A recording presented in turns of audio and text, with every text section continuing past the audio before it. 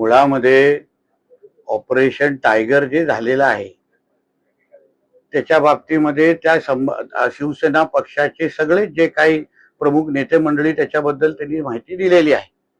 आता त्यावर तुम्ही तुडवा जुडवा बुडवा काही बोललात, पण मुळामध्ये ह्याचा जबाबदार कोण हेही कधीतरी विचार करायला पाहिजे. जसं तृणमूल काँग्रेसमध्ये एक अभिषेक बॅनर्जी आहे, तसा उबाटाचा अभिषेक बॅनर्जीला आपण का त्याला काही प्रश्न विचारत नाही? कधीतरी आदित्य ठाकरेला पण ह्याच्या बाबतीमध्ये प्रश्न विचारला पाहिजे की बाबा तू असताना तुझे खासदार काय सोडून गेले. मग तृणमूलचा अभिषेक बॅनर्जी, उबाटामध्ये आदित्य ठाकरे, साम्य आहे. तो पण अभिषेक ए आणि ए आहे.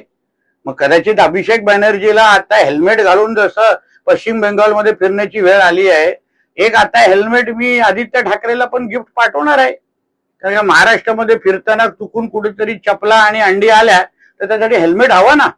पण आता पेंग्विन हेल्मेट मध्ये कसा दिसेल हा एक वेगळं संशोधन आहे. साहेब, आज शिवसेनेचा हिरक महोत्सव आहे आणि त्यांनी संजय रोस्त म्हणतायत की ही संघटना आहे ती बाळासाहेबांनी आता उद्धव ठाकरे यांनी मराठी माणसांच्या न्यायासाठी काढलेली संघटना. मुळामध्ये हे जे खासदार ज्यांनी आदरणीय एकनाथ शिंदे साहेबांचे नेतृत्व स्वीकारले, कशामुळे स्वीकारलं माहिती आहे का? ते स्वीकारलं कारण उद्धव ठाकरेंचा पक्ष, ज्याला आपण उबाटा म्हणतो, तो काँग्रेसमध्ये विलीन होणार होता. ह्या भीतीने त्या लोकांनी एकनाथ शिंदे साहेबांच्या नेतृत्व त्या लोकांनी स्वीकारलेला आहे. म्हणजे मूळ बाळासाहेबांचा विचार जे काँग्रेसच्या विरोधी विचार होते, मी माझ्या शिवसेनेचं कधीच काँग्रेस व्हायला देणार नाही, नाहीतर मी माझं दुकान बंद करून, असं बोलणारे आमचे हिंदू हृदय सम्राट बाळासाहेब ठाकरे ह्या सगळ्या विचाराला तिलांजली देऊन उद्धव ठाकरे जेव्हा काँग्रेसमध्ये विलीन होण्याचा विचार करत होते, मी तर हेही ऐकलं आदित्य ठाकरे आणि राहुल गांधीच्या ह्या बाबतीमध्ये बैठका पण झालेल्या. आदित्य ठाकरेंना काँग्रेसच्या राष्ट्रीय सरचिटणीस बनवण्याचा पण प्रस्ताव आलेला, हेही माझ्या कानावर आहे. एवढं सगळं काँग्रेसमध्ये विलीन होऊन मूळ बाळासाहेबांचेच विचार अगर बुडवायचे ना असतील तर मग खासदार राहणार कशाला? कसले बाळासाहेबांच्या विचारबद्दल संजय राजाराम राऊत बोलतायत? तुम्ही काँग्रेसमध्येच विलीन होणार होता तर याच्यापेक्षा नेहरू गांधींचं गोडवे गावा ना.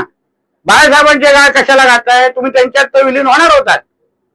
एका खासदाराची किंमत 85 कोटी रुपये ठरवण्यात आली असं रोहित पवार. असं आहे की आता शेमड्यासारखे हे महाविकास आघाडी काही बोलले त्याला काही अर्थ नाहीये.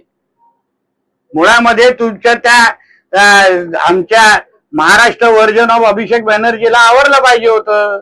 मग हे सगळे आरोप करायची वेळ आली नाही असती.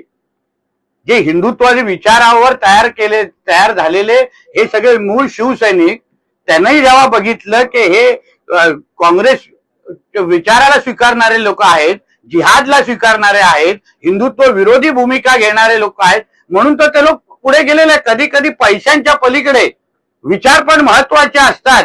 हे रोहित पवारला कळणार नाही, तो लहान आहे अजून.